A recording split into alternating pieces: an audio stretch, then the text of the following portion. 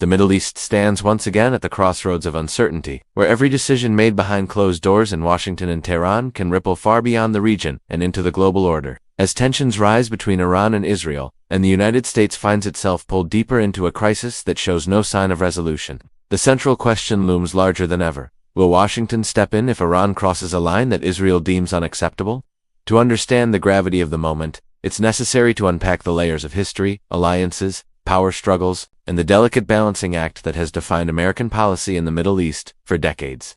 For years, Iran has positioned itself as a regional power determined to expand its influence. Whether through direct engagement or proxy forces, from Lebanon's Hezbollah to militias in Iraq, to support for Hamas in Gaza and the Houthis in Yemen, Tehran has cultivated a network of allies that allows it to project power without always putting its own forces at risk. Israel, on the other hand, views this web of influence as nothing short of an existential threat, particularly given Tehran's pursuit of advanced missile technology and nuclear capabilities. The United States, meanwhile, finds itself caught between its long-standing commitment to Israel's security and its broader strategic interest in avoiding another costly war in the Middle East. The Biden administration has walked a fine line in recent months. On the one hand, Washington has pledged unshakable support for Israel, both militarily and diplomatically. American officials repeat that Israel has the right to defend itself, especially in the face of attacks or threats from Iran's proxies. On the other hand, us policymakers are deeply aware that an all-out confrontation with Iran could spiral into a regional war, pulling in not just Israel and Iran but Lebanon, Syria, Iraq, and even the Gulf states. Such a conflict could devastate global energy markets, strain NATO allies, and destabilize fragile governments across the region. The stakes were raised dramatically when Iranian officials made increasingly aggressive statements about Israel's actions in Gaza and its alleged strikes on Iranian assets in Syria. Iranian leaders have long warned that their patience has limits, and while Tehran often engages in rhetoric meant to signal strength, the possibility of direct confrontation is never far from the surface. Israeli officials, in turn, argue that they cannot afford to wait until Iran is on the brink of achieving a nuclear weapon or until its militias have the capability to overwhelm Israeli defenses. This sense of urgency is what makes the current situation so volatile. Within Washington, the debate is fierce. Some voices within the administration argue that the U.S. must stand shoulder to shoulder with Israel, providing not just military hardware but potentially even direct involvement if Iran takes a step too far. Others warn that America cannot afford another open-ended war in the Middle East, particularly at a time when Washington is focused on the strategic competition with China and the ongoing crisis in Ukraine. Military planners at the Pentagon are quietly updating contingency plans, aware that even a limited strike by Israel on Iran's nuclear facilities could provoke retaliation that drags the United States into the conflict, whether it wants to be there or not. The global context only adds to the complexity.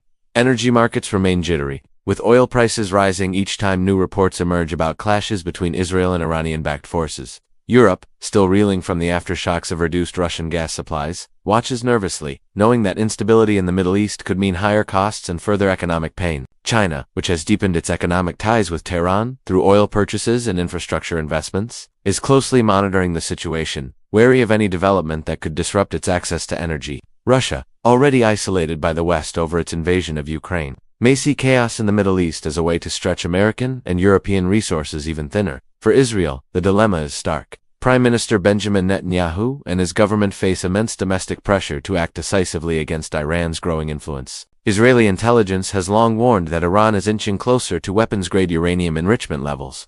And although Tehran insists its nuclear program is for peaceful purposes, few in Israel or Washington believe those assurances.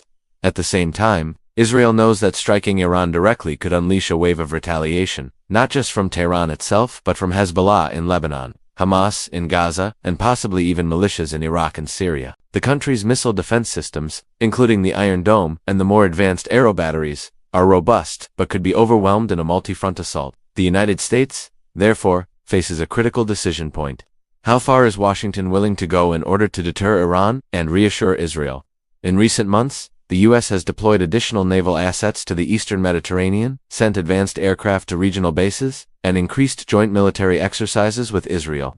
These moves are meant to signal resolve, but they also raise the risk of miscalculation. A single missile strike gone wrong, a drone attack on a U.S. base, or an escalation along the Lebanese border could trigger a chain reaction that neither side fully controls. Meanwhile, domestic politics in Washington complicate the picture even further. With the U.S. presidential election season heating up, candidates from both parties are using the Middle East crisis to sharpen their foreign policy credentials. Republicans argue that the Biden administration has been too soft on Iran, pointing to the earlier negotiations over the nuclear deal as evidence of weakness. Democrats counter that reckless calls for military confrontation ignore the lessons of Iraq and Afghanistan, where American forces found themselves bogged down in conflicts with unclear objectives and enormous costs. Public opinion in the United States is also divided. Many Americans remain supportive of Israel, but are wary of committing U.S. troops to another Middle Eastern war. This tension between alliance obligations and war weariness is one of the defining challenges facing Washington today. In Tehran, the calculus is equally complex. Hardliners within the regime argue that confrontation with Israel and its American backers is inevitable, and that demonstrating strength will solidify Iran's standing in the region. Others within Iran's leadership are more cautious, aware that the country's economy is under severe strain from sanctions, and that an all-out war could provoke domestic unrest. For years, Iran has played a careful game of brinkmanship, pushing just far enough to test U.S. and Israeli resolve, but avoiding a direct clash that could threaten the regime's survival. Whether that balance can be maintained in the current climate is an open question. Diplomacy, as always, lurks in the background but appears increasingly fragile. Factional negotiations between Washington and Tehran have occasionally produced modest agreements, such as prisoner swaps or limited sanctions relief. However, the broader issues Iran's nuclear program, its support for militant groups, and its hostility toward Israel remain unresolved. European diplomats have tried to revive elements of the 2015 nuclear deal, but with little success. Trust is in short supply, and every new round of violence on the ground makes a negotiated solution seem further out of reach. As the crisis unfolds, regional players are recalibrating their own strategies. Saudi Arabia, which only recently entered into a Chinese-brokered rapprochement with Iran, watches closely. Riyadh has its own complicated relationship with Washington and Israel, and while it has reasons to avoid direct confrontation with Tehran, it also fears the expansion of Iranian influence. The Gulf states, dependent on U.S. security guarantees, are preparing for the possibility that conflict could spill across their borders, threatening shipping lanes in the Strait of Hormuz and disrupting global oil supplies. Egypt and Jordan, long-standing peace partners with Israel, are wary of instability but have limited leverage over the central players. In Israel, public opinion is hardening. Many citizens view Iran as the greatest existential threat to the Jewish state, and there is broad support for decisive action. If Tehran appears to be on the verge of crossing red lines, yet there are also voices cautioning against dragging Israel into a war that could last months or even years, leaving the country isolated and vulnerable. Israeli military planners understand that while the Israel Defense Forces are among the most capable in the world, they cannot fight a sustained regional war without American backing. This reality underscores the importance of Washington's role in the crisis. What remains unclear is how Iran will define its next steps. Will Tehran continue to use proxies to pressure Israel and the United States? Or will it decide that the time has come for a direct confrontation? Will Israeli leaders take preemptive action against Iran's nuclear facilities? Or will they hold back, trusting in deterrence and U.S. support? And perhaps most importantly, will Washington decide that it has no choice but to step in, despite the enormous risks? History offers sobering lessons.